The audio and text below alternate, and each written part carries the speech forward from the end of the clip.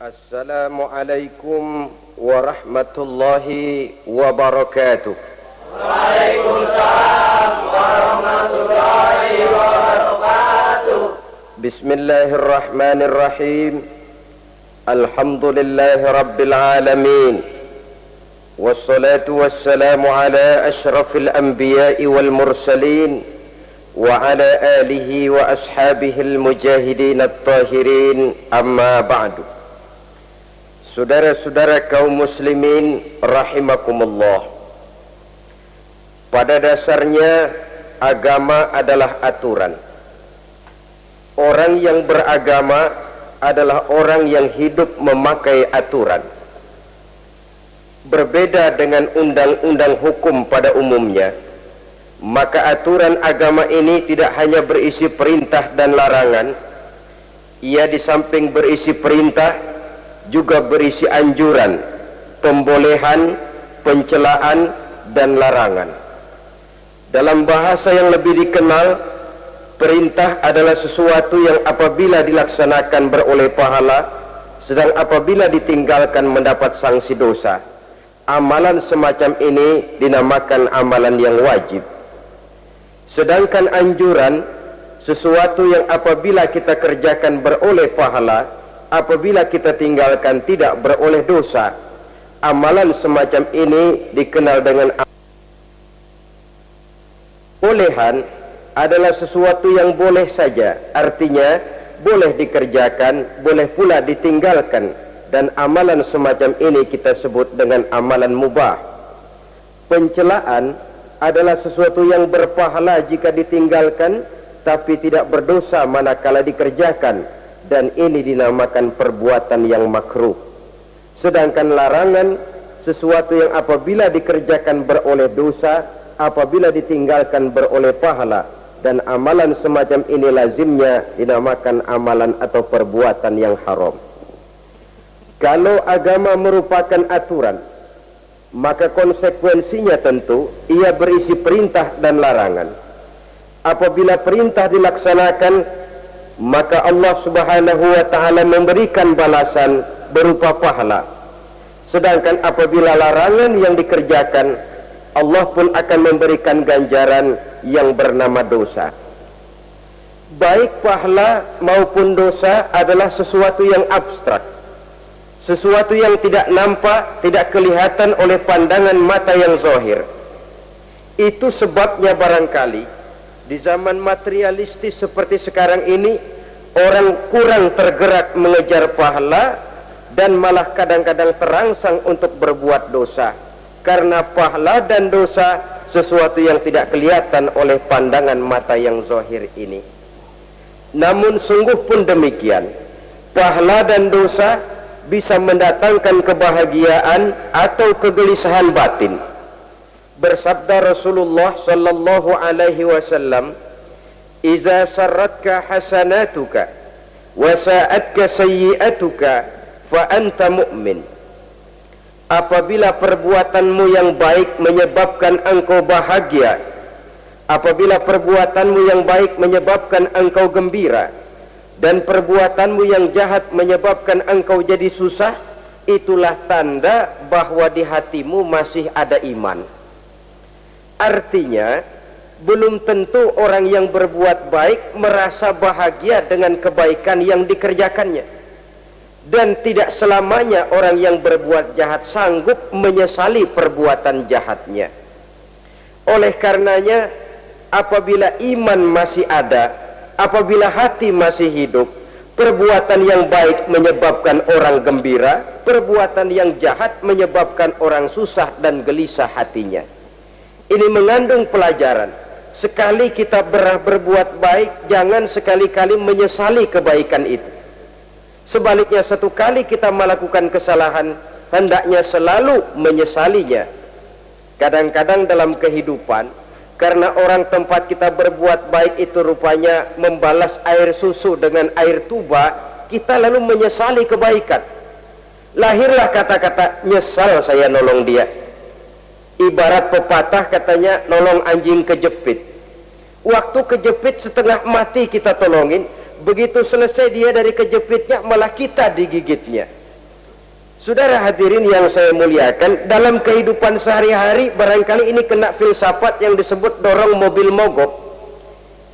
Ketika mobil mogok setengah mati kita dorong, begitu mesin hidup ditinggalkannya kita di belakang. Sesungguhnya perbuatan kita yang baik tidak harus disesali, karena disesali atau tidak toh perbuatan itu sudah kita lakukan. Dan penyesalan atas segala kebaikan hanya akan mengurangi nilai pahala kebaikan itu sendiri. Berbahagialah apabila berbuat baik, walaupun orang yang kita melakukan kebaikan membalasnya dengan kejahatan. Menyesalah apabila berbuat kesalahan, apabila melakukan dosa, karena itu pertanda nilai iman yang masih hidup dalam jiwa kita. Saudara-saudara kaum muslimin yang berbahagia, jadi sungguh pun pahala dan dosa sesuatu yang abstrak, efeknya jelas dia mendatangkan kebahagiaan atau membawa kepada kegelisahan batin di dalam kehidupan manusia. Orang di zaman materialis kurang terangsang berbuat pahala dan terdorong melakukan dosa. Kenapa? Karena pahala tidak kelihatan, dosa tidak nampak. Kalau pahala kelihatan, barangkali nggak kuat kita mikul pahala. Kalau dosa benjol, umpama tiap bikin dosa palanya benjol, barangkali sudah nggak karu-karuan kepala kita. Baik pahala, baik dosa, sesuatu yang tidak nampak oleh pandangan mata zahir, tapi yang punya efek dalam kehidupan ini. Orang yang banyak pahalanya dengan orang yang banyak dosanya, kalau dia berjalan barangkali sulit kita membedakan, tapi efeknya dalam kehidupan ini jelas adanya. Sesuatu yang bernama pahala kita perlukan, karena hidup tidak berhenti hingga di sini. Sesuatu yang bernama dosa harus kita hindarkan, karena ada kelanjutan sesudah hidup yang sekarang ini, kehidupan dari satu pertanggungan jawab. Itu sebabnya Imam Ghazali dalam bahasa yang indah sekali berpesan, jadidis safinah fa innal bahra amiq wa khuziz zad fa inna safara ba'id. Perbarui selalu kapalmu, rawat, jaga baik-baik, dandani kapalmu, fa innal bahra amiq, karena sesungguhnya lautan ini sangat dalam. Satu bahasa yang indah dari tamsil terhadap kehidupan. Perbaiki kapalmu karena lautan ini sangat dalam.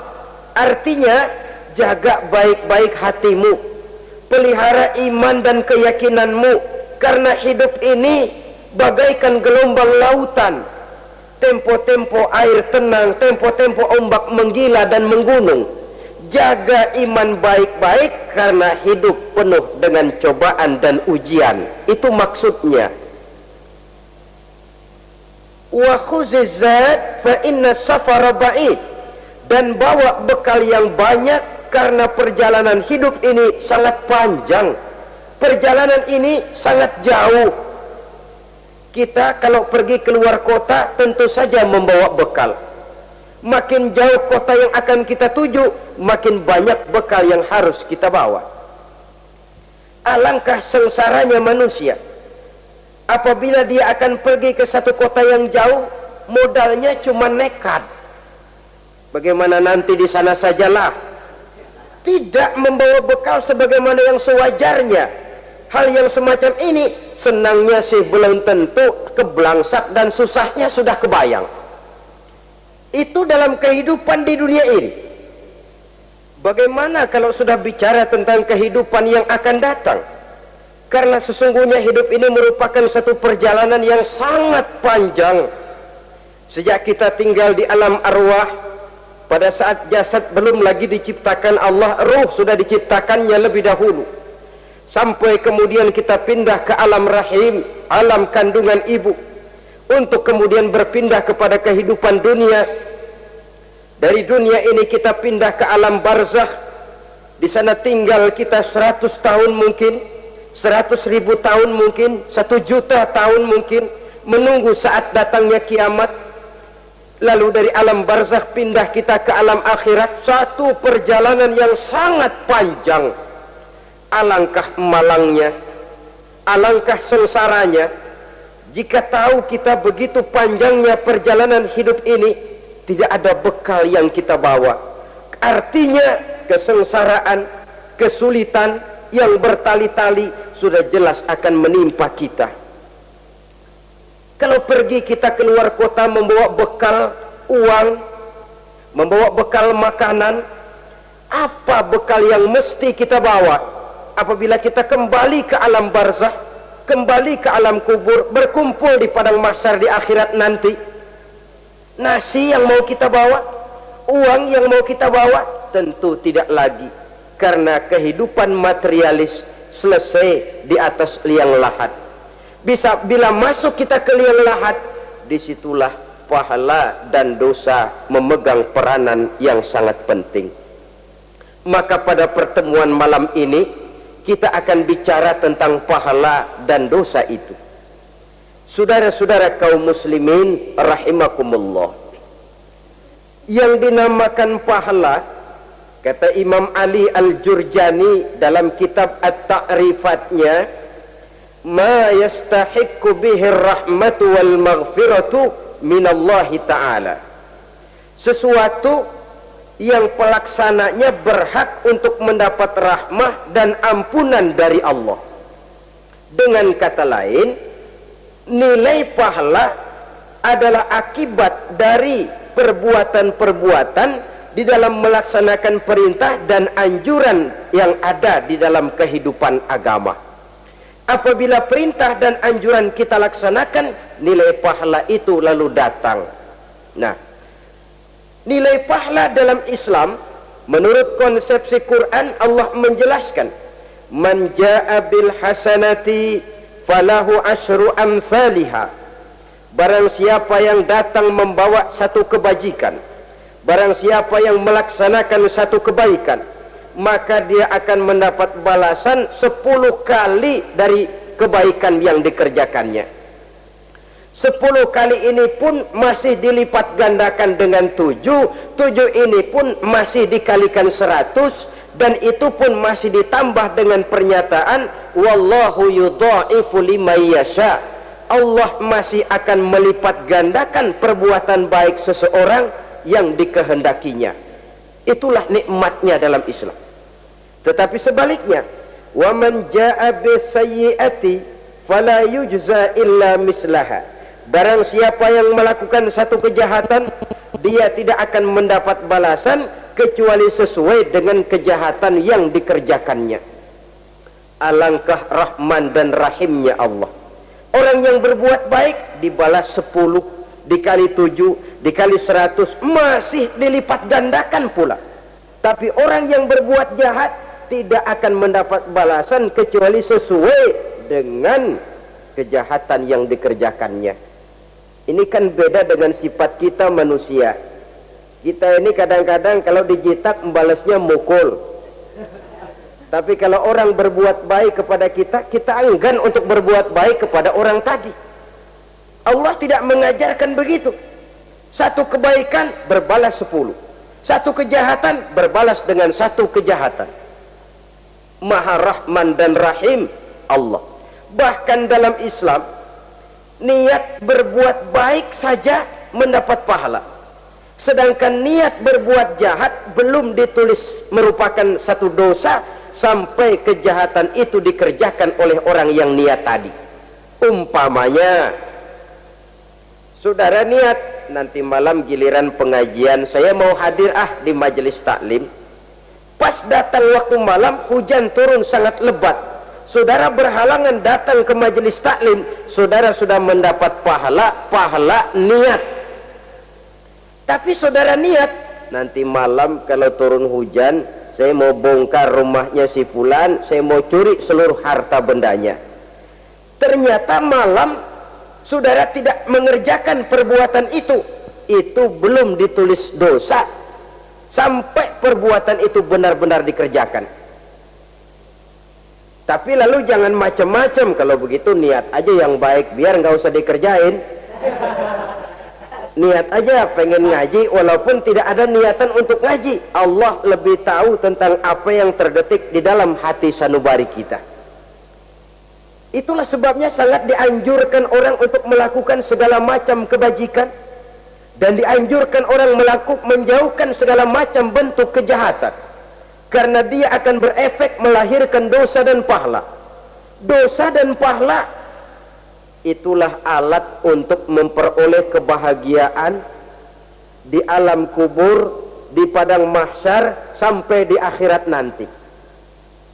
Di dunia ini mungkin segalanya bisa kita beli dengan yang namanya uang. Keamanan, kita bisa menyewa petugas untuk menjaga rumah kita. Kendaraan yang mewah bisa kita beli. Udara yang sejuk bisa kita ciptakan. Siapa banyak uang, dia raja. Mungkin itu di dunia. Tapi bisa apa uang kalau kita sudah masuk ke alam kubur? Bisakah munkar nakir kita sogok? Udah karkir, jangan nanya, nih cepet. Bisakah malaikat azab menyingkir dengan uang semir? Ternyata tidak. Untuk memperoleh kebahagiaan di sana, nilai pahala. Kesengsaraan akan kita dapat kalau kita banyak menumpuk dosa. Oleh karena itu jangan beranggapan, pahala nggak kelihatan, dosa juga nggak kelihatan, biarin saja. Yang tidak kelihatan ini pada waktunya akan memegang peranan yang sangat penting. Tapi tidak cuma untuk menghadapi hidup di situ, kita lalu harus berbuat baik dan meninggalkan yang jahat. Terutama juga di dunia ini. Toh pepatah bilang gajah mati meninggalkan gading, harimau mati meninggalkan belang. Apa yang akan kita tinggalkan setelah kita mati? Kita ingin jasad kita boleh hancur terkubur tanah, tapi nama kita ingin hidup terus, dikenang orang 100, 1000, bahkan 1.000.000 tahun yang akan datang. Ditulis orang dengan tinta emas dalam sejarah, tercatat kita sebagai orang baik-baik. Saudara-saudara kaum muslimin rahimakumullah. Lalu perbuatan apa yang bisa mendatangkan pahala itu? Saudara-saudara, semua perbuatan yang diperintah dan dianjurkan oleh Allah, yang dikerjakan dengan ikhlas hanya untuk mencapai ridho Allah, mendatangkan pahala. Kadang-kadang menurut pendapat kita remeh, tapi nilainya di sisi Allah besar. Itu pahala. Menghitung pahala itu hak prerogatif Allah. Perbuatan yang ringan Allah mau berikan ganjaran yang besar, itu urusan Allah. Misalnya kata Nabi, la tahkiranna minal ma'rufi syai'an. Jangan kamu menganggap remeh perbuatan baik walaupun kecil. Jangan merasa sulit melakukan perbuatan yang mengandung pahala. Bertemu dengan teman, muka kita cerah, berpahala. Menyingkirkan duri di jalanan, berpahala. Menolong orang yang sesat, memberitahu orang yang bertanya, berpahala. Tidak sulit kalau kita mau. Yang diperintah dan dianjurkan oleh agama, itu perbuatan yang mengandung nilai-nilai pahala. Masalahnya cuma tinggal mau atau tidak, dan dikerjakan dengan ikhlas. Bertemu teman, mukanya cerah, pahala. Menyingkirkan duri di jalanan, pahala. Sedekah, pahala. Tidak berupa perbuatan, bisa berupa ucapan. Misalnya bersolawat, pahala. Bertasbih dan bertahmid, pahala. Kata Nabi, kalimatani khafifatani 'alal lisan, saqilatani fil mizan. Ada dua kalimat yang enteng di lidah tapi berat di timbangan akhirat nanti. Apa itu? Subhanallah walhamdulillah. Itu kan amalan yang ringan, perbuatan yang mudah saja, tapi nilainya demikian besar dalam pandangan Allah. Jadi pendeknya, perbuatan yang bernilai pahala adalah perintah dan anjuran agama yang dilaksanakan dengan ikhlas semata-mata untuk mencapai ridho Allah, itu mengandung pahala.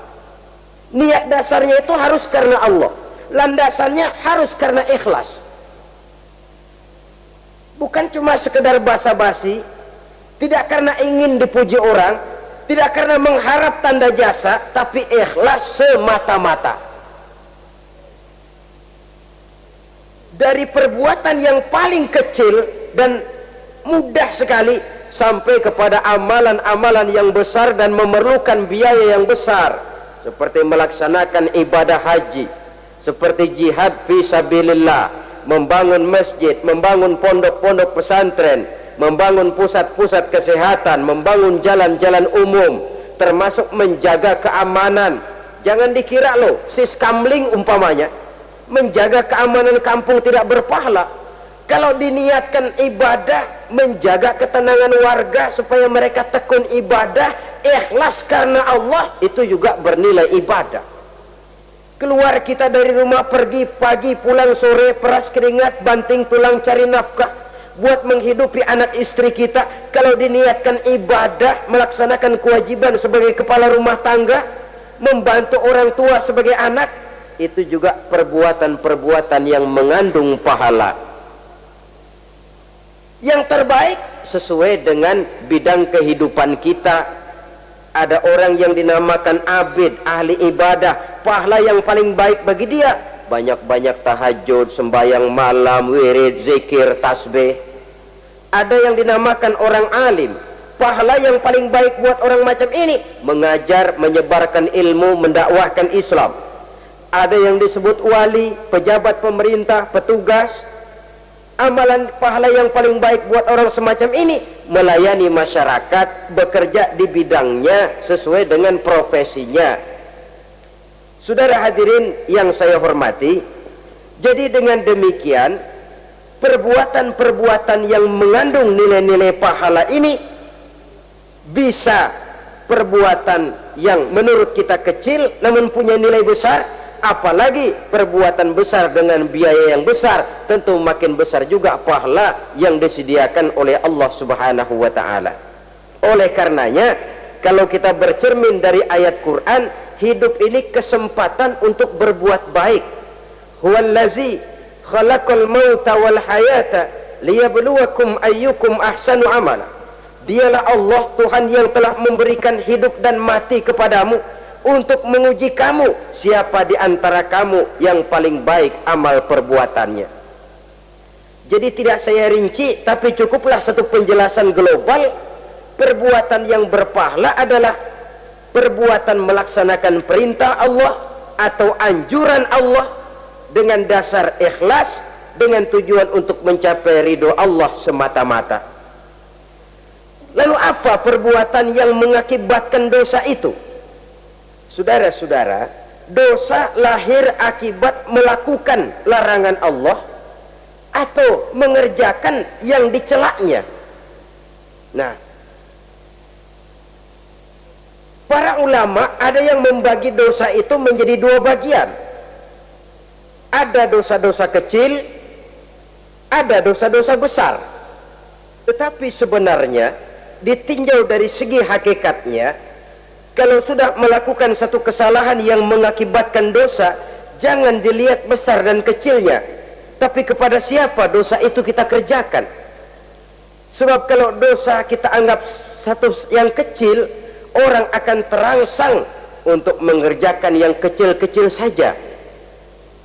Sehingga dengan demikian, yang kecil pun akan menjadi besar kalau ditumpuk-tumpuk. Sedangkan yang besar bisa saja menjadi kecil kalau selalu diiringi dengan permohonan ampun kepada Allah. Itu sebabnya para ulama sufi, orang-orang tasawuf mengatakan la saghair ma'al istimrar wala kabair ma'al istighfar. Tidak ada dosa yang kecil kalau dikerjakan terus menerus, dan tidak ada dosa yang besar kalau digempur tiap saat dengan perbuatan istighfar atau memohon ampun kepada Allah Subhanahu wa ta'ala.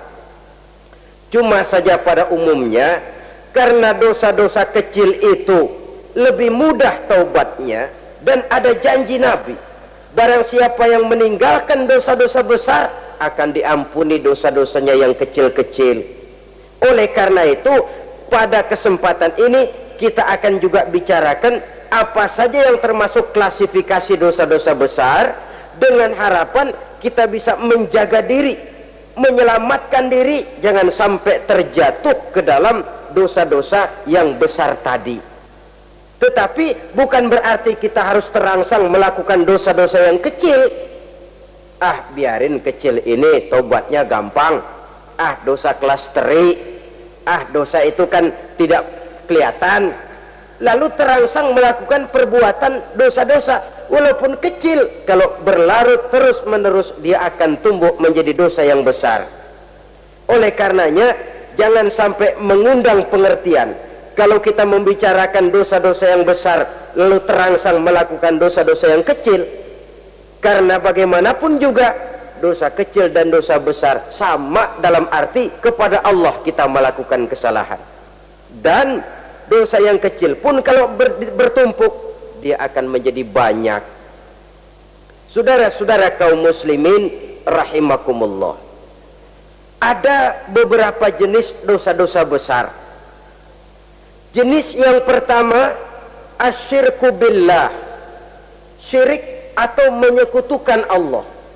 Dari sekian deretan dosa-dosa besar, syirik ini merupakan bapak moyangnya dosa. Dedengkotnya dosa itu syirik, menyekutukan Allah. Bahkan dosa yang lain Allah masih mau mengampuni, tapi kalau sudah syirik, menyekutukan Allah, itu sudah satu dosa yang tidak berampun sama sekali. Oleh karena itu tepat pesan Imam Ghazali tadi, jadi di Safinah fa innal bahra amik, jaga iman, pelihara akidah, dandani kapal. Karena hidup ini gelombang lautan sangat dalam, hidup banyak cobaan. Di dalam hidup di zaman sekarang ini, saudara bisa perhatikan, di mana tensi ekonomi tinggi, lapangan kerja sulit, persaingan hidup makin tajam, sifat egois dan individualis tumbuh di mana-mana, rasa solidaritas sosial menurun, sifat gotong royong musnah, orang mudah potong kompas, potong jalan, ingin cepat kaya, ingin cepat naik pangkat, ingin dapat kedudukan. Kadang-kadang akidah pun terjual, akidah pun musnah, jatuh ke jurang syirik pun tidak jadi soal. Itu yang kita khawatirkan. Kalau dosa-dosa yang lain Allah masih mau mengampuni, tapi kalau sudah jatuh kepada syirik, Allah sama sekali tidak akan memberikan ampun. Dalam kaitan dengan ini barangkali tepat sinyalemen Imam Ali itu. Andai kata kemiskinan merupakan satu kepribadian, saya akan membunuhnya lebih dahulu. Artinya memang kemiskinan ini sering mendorong orang kepada jurang kemusyrikan. Tidak tahan menghadapi godaan perut akibat tensi ekonomi yang tinggi, lapangan kerja yang sulit. Iman pun jadilah ditukar dengan 3 liter beras. Akidah pun jadilah dibarter dengan 3 bungkus supermi, dengan pakaian bekas, dengan obat-obatan. Tidak jadi soal baginya mengejar kebahagiaan yang relatif singkat dengan mengorbankan kebahagiaan yang abadi. Persis ibarat pepatah, nyari jarum kampak hilang. Mencari sesuatu yang kecil, yang besar jadi sia-sia. Membela perut, mengorbankan akidah. Na'udzubillah summa na'udzubillah. Saudara-saudara kaum muslimin rahimakumullah, ini fakta, ini kenyataan, dan hal semacam ini tidak bisa diatasi cuma dengan ceramah, simposium, diskusi, seminar. Apalagi Nabi berpesan, solahu ummati bil ilmi wal mal, umatku hanya bisa menjadi baik akidahnya dengan ilmu dan harta. Itu bahasa Nabi. Kalau bahasa kita sekarang, dengan ekonomi dan pendidikan. Ilmu, pendidikan, ekonomi, harta. Tanpa itu sangat besar kemungkinan kita bisa menjual akidah, terjerumus di lembah kemusyrikan. Kepada saudara-saudara saya, muslimin yang terpencil jauh dari kota-kota besar, yang kadang dalam kehidupan seharinya imannya sering digoda oleh supermi, akidahnya sering ditantang oleh pembagian beras, pakaian-pakaian bekas, obat-obatan dan sebagainya. Jaga dan bentengi akidah kita. Lebih baik nyawa berpisah dari badan asal iman jangan berpisah dari hati. Kepada adik-adik saya para remaja, para pemuda di kota-kota besar yang iman dan akidahnya sering ditantang dengan minuman-minuman keras, fasilitas-fasilitas yang menghanyutkan, yang secara terarah dan praktis sedikit demi sedikit menggiring kita untuk keluar dari nilai-nilai akidah. Hati-hati, jaga baik-baik, sebab intan paling mahal, mutiara paling berharga tidak lain nilai iman ini. Tergelincir kita daripadanya, jatuh ke lembah kemusyrikan, jatuh ke satu dosa yang teramat besar yang Allah tidak akan pernah memberikan ampun lagi. Ini dosa besar yang pertama. Yang kedua, qatlun nafsi illa bil haq, membunuh orang tanpa alasan yang benar. Di zaman kesulitan ekonomi kadang-kadang orang mudah nekat.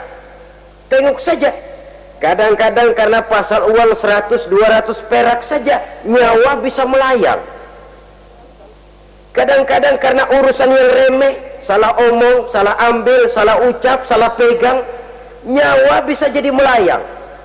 Alangkah murahnya nyawa, seakan-akan kita yang punya. Padahal nyawa itu hak milik Allah. Tidak pantas kita merampasnya, tidak pantas kita menghilangkannya dari jasad seseorang. Oleh karenanya, membunuh orang merupakan satu dosa yang sangat besar. Jangankan kepada orang yang seakidah, orang yang lain akidah saja pun, kalau dia hidup berdamai, rukun, berdampingan, kita harus melindungi. Apatah lagi teman seakidah sendiri. Saudara-saudara kaum muslimin rahimakumullah, pantas kalau Nabi menyatakan apabila dua orang Islam sudah saling berkelahi, berbunuh-bunuhan, al-qatil wal maqtul finnar, yang membunuh dan yang dibunuh dua-duanya sama-sama masuk neraka. Sahabat heran, ya Rasul, kalau yang membunuh masuk neraka sih wajar, tapi yang terbunuh kok neraka juga, kenapa? Kata Rasul, sebenarnya dia juga cuma sudah niat untuk membunuh, cuma keduluan saja. Andai kata dia tidak terbunuh, tentu dia yang akan membunuh. Saudara-saudara kaum muslimin rahimakumullah, Islam sesuai dengan namanya adalah agama damai. Kita tidak boleh mencari-cari musuh, walaupun tidak boleh lari kalau bertemu musuh. Oleh karenanya, pantang seorang muslim menimbulkan benih keonaran menjadi biang kerok buat lingkungannya. Sesuai dengan namanya, seorang muslim adalah seorang yang dalam hidup senantiasa berusaha menebarkan salam, menebarkan kedamaian, ketenangan dan ketentraman, dengan prinsip musuh jangan dicari, bertemu pun jangan lari. Yang ketiga, termasuk dalam kelompok dosa besar ini, syurbul khamr, meminum minuman keras. Termasuk di dalam kata khamr ini ganja, morfin, narkotik. Sebab apa? Jenis minuman semacam itu tidak hanya merusak keadaan sekarang, tapi sekaligus merusak kehidupan yang akan datang. Kalau itu jatuh di tangan generasi muda, artinya kan merusak kehidupan masa depan daripada suatu bangsa. Karena apa? Remaja dan pemuda merupakan bentuk miniatur daripada kehidupan bangsa. Akan bagaimana warna umat Islam di Indonesia, bahkan akan bagaimana warna Indonesia 30, 40, 50 tahun yang akan datang, remaja sekarang jawabannya. Kalau remaja kita sekarang ini kerjanya cuma bisa nyekek botol, insya Allah bangsa Indonesia 30-40 tahun yang akan datang akan tumbuh menjadi bangsa teler. Tidak banyak yang bisa kita harapkan. Remaja adalah gambaran masa depan dari satu bangsa, dari satu umat. Dan remaja itu di dalam dirinya secara fitrah terkumpul semua bakat, terdapat semua kemungkinan. Kita ini lahir membawa sifat pemimpin, tapi juga membawa sifat pengacau. Kita ini ada bakat jadi orang jujur, ada bakat jadi pengkhianat. Kita ini ada bakat menjadi orang baik-baik, kita juga punya bakat jadi biang kerok. Kita kemungkinan bisa jadi pemimpin bangsa, tapi juga bisa menjadi pemimpin bangsat. Nanti lingkungan dan pendidikan akan menumbuhkan, membentuk mana yang tumbuh lebih subur. Kalau lingkungan dan pendidikannya lebih banyak bercerita tentang kejujuran, maka nilai kejujuran yang akan tumbuh lebih banyak dalam jiwanya, dan insya Allah diharapkan dia akan menjadi manusia yang jujur di kelak kemudian hari nanti. Dan masalah minuman keras ini sebenarnya berkait. Kita tidak bisa cuma menyalahkan remaja saja, menyalahkan pemuda saja, karena bagaimanapun masalahnya kompleks. Menghancurkan sesuatu tanpa melihat kausalnya, tanpa melihat sebab akibatnya, kan sama juga bohong. Kemungkinan karena broken home, kemungkinan karena pergaulan, kemungkinan karena kurang perhatian orang tua, kemungkinan karena akibat bacaan, tontonan, atau fasilitas berupa dibukanya pabrik-pabrik minuman keras, dijualnya minuman-minuman keras di warung-warung yang remang-remang, yang memberikan kenikmatan, kebahagiaan dan kebanggaan tersendiri, sehingga akhirnya orang terangsang untuk datang dan minum di sana. Pada dasarnya memang sepele, cuman minum, nggak ngerugiin orang lain kan? Iya, pada waktu minum. Tapi dikala sudah mabuk, out of control, apapun bisa kita lakukan. Yang kita ucapkan kita tidak sadari lagi, yang kita kerjakan tidak kita sadari lagi. Dikala itu segala macam kejahatan bukan sesuatu yang tidak mungkin untuk kita laksanakan. Nggak ngerugiin orang lain, memang pada saat mau minum. Tapi begitu minum, mabuk, kita bisa merugikan orang lain, setidaknya merugikan diri sendiri. Pertumbuhan IQ menjadi lemah, semangat kehidupan hilang, gairah kerja menurun, kalau tidak ada sama sekali. Lalu apa yang bisa kita lakukan di dalam kehidupan? Dan akan lebih celaka kalau ini menimpa kehidupan generasi muda kita. Kadang-kadang yang ironi ya, kalau yang orang tuanya mampu barangkali masih tertolong, tapi yang orang tuanya kondisi ekonomi lemah masih kepengen teler juga. Orang tuanya nggak mampu masih pengen mabuk. Dari ganja, morfin nggak dapat, akhirnya kaleng cat diisepin. Yang penting kan bisa teler, mendatangkan satu kebahagiaan tersendiri. Itu sebabnya memang satu kejahatan menurut teori polisi ya hanya bisa terjadi karena faktor N dan K, niat dan kesempatan. Niat ada, kesempatan ada, jadi orang jahat. Kurang salah satunya, biasanya kejahatan terbendung. Niat ada, kesempatan tidak ada, sulit berbuat jahat. Kesempatan ada, niat tidak ada, tidak mungkin orang jahat. Tapi yang paling dominan sebenarnya niat. Kalau niat sudah kuat, kesempatan bisa dicari, kesempatan bisa diciptakan. Biar Hansip nongkrong, ditungguin lengahnya.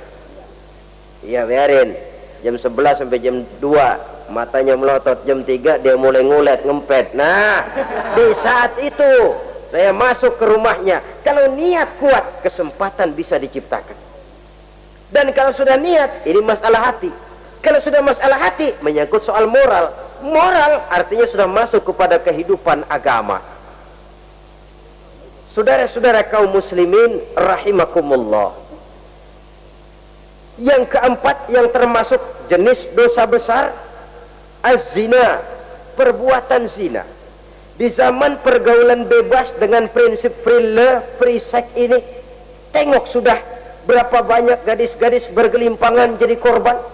Berapa banyak bayi-bayi yang lahir ke dunia tanpa tahu kemana dia mesti memanggil bapak. Apakah deretan jumlah korban ini masih harus bertambah lagi? Paling tidak, biarlah yang sudah jadi korban, tapi jangan bertambah lagi hendaknya. Masing-masing kita berupaya menahan diri, termasuk dalam kategori zina ini yang merupakan cabang-cabangnya: liwat, homoseks, lesbian, masturbasi, Bahkan masturbasi itu termasuk jenis zina tangan, dan itu juga merupakan satu dosa. Di samping dosa juga merusak diri, karena bagaimanapun juga dia akan mengurangi kemampuan daya pikir seseorang. Maka agama memberikan jalan keluar. Pesan Nabi, ya ma'syara syabab, man istata'a minkumul ba'at falyatazawwaj. Hai para pemuda, kata Nabi, barang siapa di antara kamu yang sudah bisa ba'at, yang sudah mampu ba'at. Ba'at itu artinya memberikan nafkah, baik nafkah zahir maupun nafkah batin. Falyatazawwaj, maka hendaklah dia kawin. Jadi yang maksud ba'at ini ya nafkah zahir, ya nafkah batin. Kita kadang-kadang cuma bisa ngasih nafkah batin saja sudah merasa pokoknya kan saya sanggup untuk kawin, lalu kawin tanpa kehilangan, dengan kehilangan pertimbangan. Saudara-saudara, wa illam yastati, adapun kalau dia belum mampu, fa alaihi bisyam, hendaknya dia banyak puasa. Fa innahu lahu wija, karena puasa itu akan merupakan benteng jangan sampai orang memperturutkan hawa nafsunya. Andai kata puasa belum hobi, banyaklah olahraga para pemuda, para remaja. Karena dengan olahraga, pemikiran untuk memperturutkan hawa nafsu agak sedikit terkendali dan energi tersalurkan dalam bentuk yang positif. Pendeknya kreatif, banyak kegiatan. Ini pesan Imam Syafi'i tepat itu. Kata beliau, inni ra'aitu wuqufal ma'i yufsiduh insala toba wa illam yajri lam yasib. Aku melihat air kalau diam rusak, tapi kalau dia mengalir jernih. Air kalau ngendap nggak ngalir, nyamuk nyarang di situ, bisa jadi sumber penyakit. Manusia hidup begitu. Kalau nggak punya kegiatan, nggak kreatif, kerjanya cuma delohom, ayam-ayam, akhirnya jadi ngerusak. Ngomongin orang, Jano ngapa? Anu. Kebangetan nggak ngapa-ngapain, orang aja dipontenin. Orang diomongin, lahirlah namimah, lahirlah ribah. Saudara-saudara, air itu kalau ngendap ada aja yang nyarang. Tapi kalau dia ngalir, orang ada kesibukan, insya Allah dia tidak akan jatuh kepada sesuatu yang bisa mengundang dosa. Isilah waktu dengan hal-hal yang bermanfaat, karena hidup ini singkat dan tidak berjalan mundur ke belakang. Mundur hancur, berhenti diinjak orang. Sekali melangkah, jangan surut mundur ke belakang. Homoseks, terlepas dari penyakit kejiwaan. Sekarang ini kan sudah ada persatuan kaum gay katanya, meminta perlakuan yang sama dan agar dibolehkan kawin sesama mereka.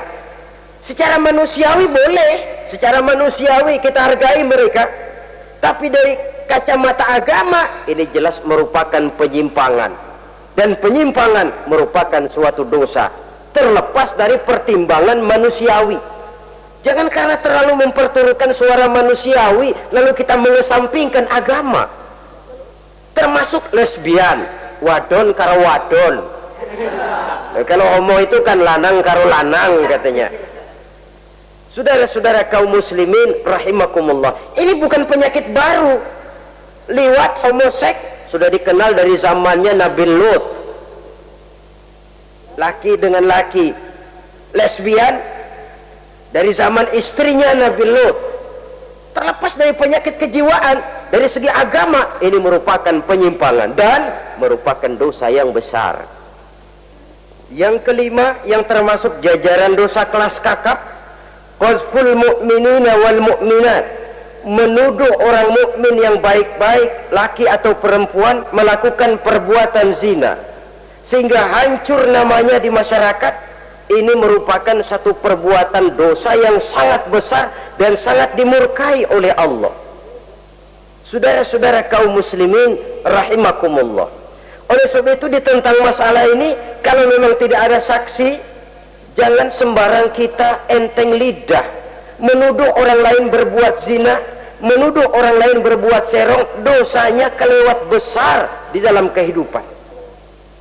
Karena apa? Mencari harga diri itu berat, memelihara kehormatan diri jauh lebih berat. Satu kali orang dihancurkan namanya di masyarakat, dia akan terisolir jadinya. Oleh karenanya berlindung kita kepada Allah, jangan sampailah dihinggapi oleh sifat ini. Karena sentimen kita kepada seseorang, karena hasad kita kepada seseorang, tidak senang melihat orang lain lebih maju, lalu lidah ini seenaknya saja mengucapkan kata, padahal sanksi dan resikonya sangat besar. Yang kita tuduh barangkali mendapat pahala dari Allah, kita sendiri yang menuduh tanpa saksi, tanpa alasan yang benar, mendapat dosa yang sangat besar. Saudara-saudara, memang kadang-kadang aneh dalam hidup ini. Seorang pelacur biasanya bisa menjaga mulutnya di masyarakat, kata-katanya baik, sopan. Kenapa? Karena mulut yang satu sudah tidak terjaga.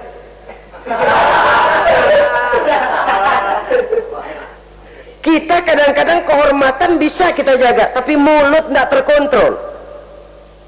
Ngomong saenake dewe, bikin orang mangkel, kesal, fitnah sana, fitnah sini, menghancurkan nama baik orang, ngomongin yang macam-macam. Bagai-bagai macamlah caranya. Saudara-saudara kaum muslimin yang berbahagia, jadi dengan demikian menuduh orang lain berbuat zina sedangkan orang itu tidak pernah melakukannya, ini termasuk satu dosa yang sangat besar di dalam kehidupan ini. Yang keenam, al-aqu bil walidain, durhaka kepada ibu bapak. Seorang anak, bagaimanapun banyak nilai ibadahnya, banyak kebaikan di masyarakat, menyandang berbagai macam gelar, pangkat dan jabatannya tinggi, tapi kalau sudah durhaka kepada kedua orang tuanya, alamat hidup tidak lagi membawa keberkahan, dan itu dosa yang sangat besar. Sampai Nabi sabdakan, ridho Allah ada di dalam keridhaan ibu bapak, murka Allah pun ada di dalam kemurkaan ibu dan bapak. Walaupun belum tentu setiap kita orang tua, tapi yang jelas setiap kita adalah anak, dan setiap anak punya ibu dan bapak. Jangan sampai kacang lupa kepada kulitnya. Saudara-saudara kaum muslimin rahimakumullah, durhaka kepada ibu bapak merupakan perbuatan yang sangat dimurkai oleh Allah. Apalagi ibu yang telah melahirkan kita, bahkan mengandung kita. Begitu juga bapak yang telah berusaha peras keringat banting tulang untuk mengasuh membesarkan kita. Tidak ada perbuatan baik yang kita lakukan untuk bisa menebus kebaikan daripada ibu dan bapak kita. Setidaknya kalau belum bisa berbuat baik kepadanya, kepada keduanya, janganlah menyakiti hati keduanya. Itu saja dulu yang harus dijaga. Kadang-kadang sudah berbuat baik enggak, nyakitin melulu. Sudah nyenangin belum bisa, saban sehari nyakitin saja. Padahal kedua orang tua itu doanya manjur, sebagaimana sumpahnya juga bisa jadi kenyataan, dan sering bahkan menjadi kenyataan. Sampai ibu bapak sudah wafat, sudah meninggal sekalipun, kewajiban berbakti masih harus terus dilakukan oleh seorang anak. Lalu yang ketujuh, at-tawalli yaumaz zahfi, berpaling pada hari pertempuran. Orang sedang sibuk-sibuk menghadapi musuh, maksudnya berjuang membela agama ini, dia lari menyelamatkan diri. Pengecut, mental munafik. Ayo, kalau demi agama, mari kita maju ke depan. Allahu Akbar, yang besar Allah, yang lain kecil semua maju. Orang lain maju serentak, dia mundur jauh ke belakang. Mental munafik, mental calo istilah sekarang ini. Oh, itu calo, mental calo, Tuhan gedek banget itu. Coba ya, calo itu paling sibuk nyuruh penumpang naik, tapi sementara penumpang naik sampai ke tempat tujuan masing-masing, calonnya nggak kemana-mana, diem aja di situ, cuma orang aja disuruh naik. Saudara-saudara, kerja bakti, orang turun ke comberan, dia naik ke tempat tidur. Mundur di hari pertempuran, menyebabkan orang lain gugur, dia sendiri menyelamatkan diri. Mental pengecut, mental munafik, itu merupakan dosa yang sangat besar. Saudara-saudara kaum muslimin rahimakumullah, itu sebabnya agama itu memerlukan keberanian memang, tapi bukan keberanian yang tanpa perhitungan. Sebab berani tanpa berhitung namanya berani babi. Kita berani kalau benar, kita harus takut kalau salah. Jangan dibalik, salah berani, nekat namanya, benar takut, pengecut namanya. Orang yang pengecut adalah orang yang takut membela kebenaran. Orang yang nekat sesungguhnya udah salah nggak malu lagi, udah salah nekat lagi, merasa rugi berbuat kebaikan, puas kalau berbuat kejahatan. Padahal Nabi pesan, siapa yang berbuat dosa sambil tertawa, nanti dia akan masuk neraka sambil menangis. Karena itu dipesan pula di dunia ini, sering-seringlah mencuci mukamu dengan air mata taubat, cuci lidahmu dengan zikir kepada Allah, bersihkan hatimu dengan air ikhlas. Saudara-saudara kaum muslimin rahimakumullah, kan ada toh orang berbuat baik nggak gembira, tapi berbuat jahat malah puas.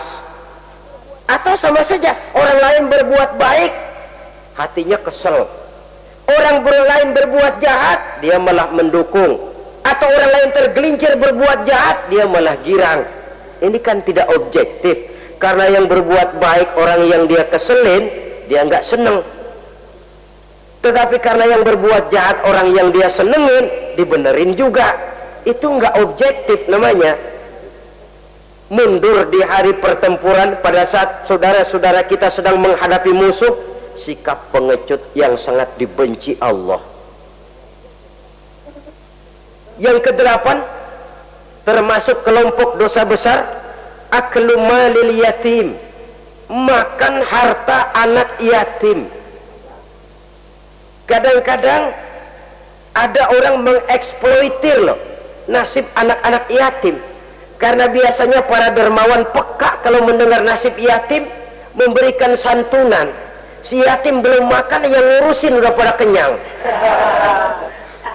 Mengeksploitir, memakan harta anak yatim termasuk dosa yang sangat besar.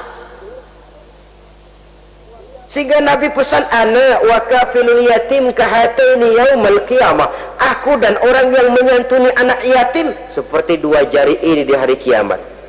Rumah yang paling dimuliakan Allah adalah rumah yang di dalamnya ada anak yatim yang hidupnya dihormati, hidupnya disantuni, keperluannya dicukupi. Maaf saja, tahap kita menyantuni anak yatim ini baru tahap setahun sekali. Kalau Muharram kita agungkanlah, kita besarkan. Lebaran yatim katanya, kita kumpulkan dana, kita usap kepala yatim, kita kumpulkan beras, kita bagikan hari itu. Perkara bulan depan kelaparan, kita tutup kuping. Perkara bulan berikutnya dia kelaparan, kita masa bodoh. Bahwa di bulan Muharram kita santuni yatim piatu itu sudah baik, tapi akan lebih baik lagi kalau kita sanggup menjadi bapak asuh mereka, memikirkan sekolah mereka, ada kontinuitas. Kalau mereka diasuh oleh orang lain, lalu bertukar agamanya, berpindah akidahnya, kita ngomel habis-habisan. Tapi kita ada kemampuan, kita tidak mau berbuat semacam itu. Ya sama juga bohong namanya. Saudara-saudara kaum muslimin rahimakumullah, orang yang menyantuni yatim mendapat pahala besar, tapi orang yang mengkorup harta anak yatim dosanya juga sangat besar. Berhati-hatilah kalau kita diberikan kepercayaan oleh masyarakat untuk mengurus anak-anak yatim, karena pahalanya besar, resikonya juga besar. Yang kesembilan, syahadatuz zur, sumpah palsu. Sebab sumpah palsu ini menggunakan nama Allah untuk sesuatu yang tidak benar. Nama kita saja dibawa untuk yang tidak benar, kita jengkel. Nama kita dipalsukan untuk sesuatu yang tidak baik, kita kadang-kadang jengkel. Tidak puas jengkel, menuntut melalui saluran hukum. Kenapa? Nama saya dicatut. Bagaimana lagi kalau nama Allah kita pakai untuk bersumpah, sumpahnya palsu, menguntungkan kita, merugikan orang lain, Allah murka betul. Maka sumpah palsu termasuk deretan dosa-dosa besar. Apalagi yang ke-10, aklur riba, makan riba alias renten. Ini kan yang cepat mendatangkan uang. Kadang-kadang kalau yang bikin riba itu orang awam barangkali ya masih kita maklumi. Kadang-kadang penyakit ini datang menimpa mereka juga yang kita kenal kebaikannya, bahkan suka datang ke musola, rajin ke masjid. Kadang-kadang riba masih dimakannya, karena cara cari duit paling enak, duit utuh tambahnya terus masuk. Na'udzubillah summa na'udzubillah. Itu yang diibaratkan dalam perjalanan Mi'raj, waktu Nabi diperlihatkan neraka, orang perutnya sebesar rumah dililit ular, diseret-seret itu hancur perutnya, dibulatkan lagi, diseret lagi, hancur lagi, dibulatkan lagi, terus menerus begitu. Dia berteriak, mengerang, mengeluh, mengadu kesakitan. Nabi tanya, itu apa Jibril? Itu contoh dari umatmu yang suka makan riba Muhammad, makan renten. Saudara-saudara, ini kan mencekik leher orang. Orang sedang kesulitan, kelihatannya sih baik, menolong, tapi di belakang menolong itu nyekek. Di belakang menolong itu nyekek, dan nyekek itu sebenarnya tujuan utamanya. Orang yang menjalankan riba pada dasarnya tidak punya perikman kemanusiaan kok. Kalau dia kelihatannya mau menolong, kelihatannya motifnya mencari untung di belakang itu, jauh dari kemanusiaan.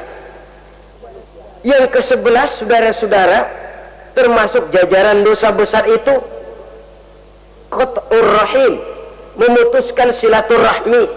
Marah, hobi sama marah. Kalau 3 hari nggak marahan sama orang, lebet palanya, selalu nyari gara-gara. Kalau udah marah berlaku perpanjangan waktu, tahun 2 tahun, kadang-kadang seumur hidup. Saudara hadirin yang saya muliakan, apalagi mengurangi timbangan termasuk kelas dosa besar. Makan suap termasuk dosa besar. Semir menyemir dosa besar. Apalagi bunuh diri. Nah ini, bunuh diri dosa besar. Kadang-kadang karena sulit nekat, daripada hidup susah mendingan mati sekalian. Apa dikira kalau mati urusan selesai? Belum. Termasuk memotong anggota badan sendiri, dosa besar. Kayak belum lama ada kesulitan ekonomi, mau lebaran, alat vitalnya dipotong. Itu berita-berita koran, itu pun dosa besar. Lah kan badan saya sendiri, ya badanmu sendiri, tapi yang ciptakan Allah, yang berikan Allah, kenapa mesti dipotong? Karena kesulitan ekonomi, alat vitalnya sendiri dipotong. Ya namanya alat vital, kalau sudah nggak ada yang vital kan hampa hidup ini. Tapi lalu kehilangan pertimbangan. Saudara-saudara kaum muslimin, karena itu di hadapan segala macam kesulitan, jangan sampai kita kehilangan pertimbangan lalu terjatuh ke dalam dosa-dosa besar ini. Mudah-mudahan Allah selamatkan kita dari segala macam bentuk dosa besar, sehingga diampuni segala dosa yang kecil, dan digerakkannya kita untuk hidup melakukan kebaikan yang membawa pahala yang sebesar-besarnya.